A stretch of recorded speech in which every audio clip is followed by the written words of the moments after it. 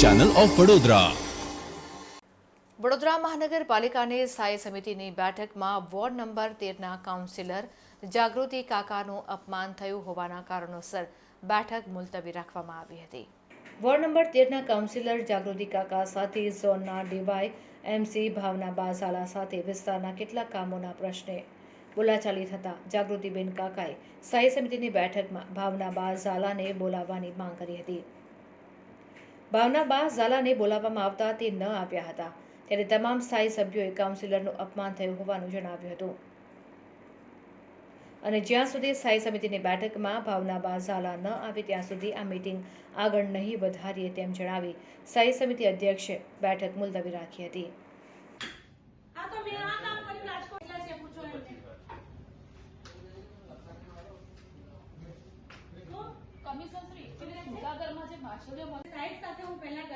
મારા husband tribal એરિયામાં નોકરી કરે છે। કોઈ દિવસ ટ્રાઇબલ એરિયામાં સાહેબે એટલું સુધારી દીધો ટ્રાઇબલ એરિયા તો આપણા તૂટી ગયા સાહેબ।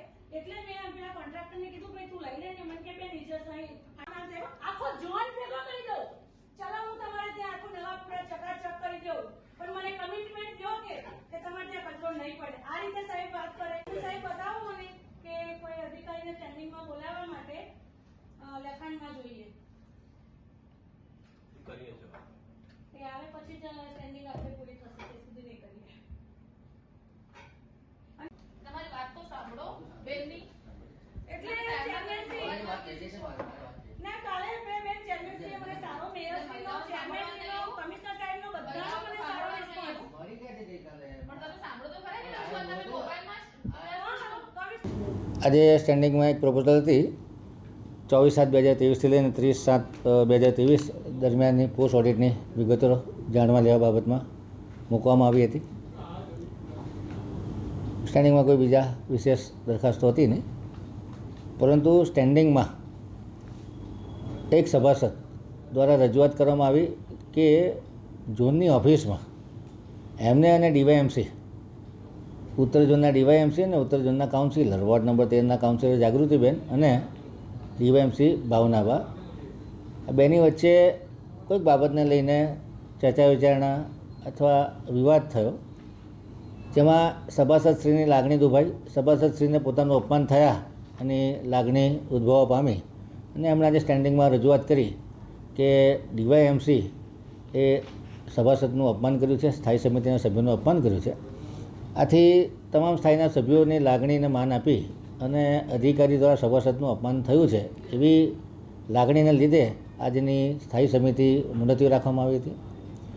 સભાસદને અને અધિકારીને બંનેને સમજાવવામાં આવ્યા છે અને આવતીકાલે કે પરમ દિવસે 1-2 દિવસમાં કમિશનર, મેયર, હું પોતે અને સભાસદ અને જે અધિકારી જોડે અણબનાવ બન્યો છે આ તમામને બેસાડી ચર્ચા વિચારણા કરી અને એમિકેબલ સોલ્યુશન આવે એ દિશામાં પ્રયાસ હાથ ધરવામાં આવશે। અમે સભાસદને કીધું છે કે અમે અધિકારીને બોલાવી અને શું વિગત છે, આપનો પક્ષ સાંભળી લીધો છે, સામેના પક્ષે શું કહેવું છે એ પણ વિગતો મેળવી અને યોગ્ય નિર્ણય કરવામાં આવશે। પરમ દિવસે મારા વિસ્તારની રજૂઆત લઈને ડેપ્યુટી કમિશનર ભાવનાબેન ઝાલા પાસે હું ગઈ હતી કે બેન મારા વિસ્તારમાં આટલી તકલીફ છે કે વિસ્તારમાં સફાઈ રેગ્યુલર નથી થતી, પાણી નથી રેગ્યુલર બધાને મળતું, પાણીના બહુ જ બધા પ્રોબ્લેમો થાય છે, પાણીમાં કન્ટામિનેશન છે અને આખા સયાજીગંજમાં જુઓ તમે, કોર્પોરેશનની ઓફિસમાં જુઓ, ચિંતનભાઈની ઓફિસ પાસે 3 વર્ષથી એક ઢગલો પડ્યો છે એ પણ નથી હટાવતા। મેં કહું બેન આટલી બધી સમસ્યાઓ વોર્ડની અંદર છે તો કે હું સવારે 7 વાગ્યાથી નીકળી જાઉં છું, 9 વાગ્યા સુધી ઝોનમાં ફરું છું બધે। મેં કહું બેન તમે મારા વોર્ડમાં ક્યારે આવ્યા? તો કે હું આવી હતી બદામની બાગ। મેં કહું બેન બદામની બાગ એ કોર્પોરેશનની ઓફિસ છે, કમાન્ડ સેન્ટર છે, ફાયરની ઓફિસ છે, કોઈ સ્લમ વિસ્તાર નથી કે કોઈ ત્યાં આગળ રહેતું નથી પબ્લિક। તમે પબ્લિકમાં મુલાકાત લો અને તમે જાતે જુઓ તો તમને ખબર પડશે, રિયલાઇઝ થશે કે પબ્લિક કેવી તકલીફમાં રહી છે। આજે નવાપુરાની અંદર જુઓ કે ગેસ ડિપાર્ટમેન્ટનું કામ ચાલતું હોય એટલે એનો ખાડો હોય, જીઓવાળાનો ખાડો હોય, એટલા બધા ત્યાં આગળ ગીચોગીચ વિસ્તાર છે તો ત્યાં આગળ સફાઈ નથી થતી રેગ્યુલર। સફાઈ સેવકો 4-4 દિવસ સુધી રજા ઉપર હોય, બીજા સફાઈ સેવકો રિટાયર્ડ થયા હોય, એટલે આ બધા પ્રશ્નો છે। તો મને જોશથી ઊંચા અવાજે એવું બોલ્યા કે હું આખો ઉત્તર ઝોન ભેગો કરીને તમારું નવાપુરા ચકાચક કરી દઉં। તો તમે એની મને કમિટમેન્ટ આપો છો કે સાંજે કચરો નહીં પડે. એટલે પછી મેં એમને સામે વળતો જવાબ આપ્યો કે બેન, નવાપુરાની અંદર માણસો રહે છે, જનાવર નથી રહેતા. જનાવર પણ એવી ચોખ્ખી જગ્યા જોઈને બેસે કે અહીંયા આગળ ગંદકી ન હોય. અને તમારી જ ઓફિસ, જે ઓફિસની અંદર તમે બેઠા છો ત્યાં આગળ બાથરૂમ છે, ત્યાં આગળ સુલભ શૌચાલય જેવી સ્મેલ આવે છે. તમે કોઈ અધિકારીને કમિટમેન્ટ આપ્યું, કોઈને કીધું, રજૂઆત કરી કે કાલથી આ સ્મેલ મને ન આવી જોઈએ? જો તમે એક તમારી ઓફિસમાં જ નથી કરી શકતા તો સ્લમ વિસ્તારમાં કઈ રીતે એવી અપેક્ષા રાખી શકો છો? અમારા સ્ટેન્ડિંગ કમિટીના ચેરમેનના પીએ એમને ફોન કર્યો હતો, ત્યારે એમણે એવું કીધું કે અમને લેખિતમાં આપે તો હું સ્ટેન્ડિંગમાં આવીશ.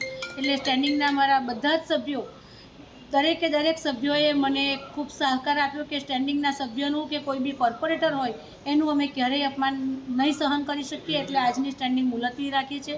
મારા સાથી કાઉન્સિલર શ્વેતાબેન, ભણજીભાઈ, આ બધા સાથે પણ એમને ખૂબ ખરાબ બિહેવ કરેલું છે. આગામી સ્ટેન્ડિંગ ક્યારે મળશે? મતલબ માનો છો કે જ્યાં સુધી ભાવનાબેન સ્ટેન્ડિંગમાં નહીં આવે ત્યાં સુધી સ્ટેન્ડિંગનો એજન્ડા આગળ કામ નહીં થાય? હા, એક પણ સભ્ય સ્ટેન્ડિંગ નહીં ચલાવે આગળ, સ્ટેન્ડિંગમાં એ આવે નહીં તો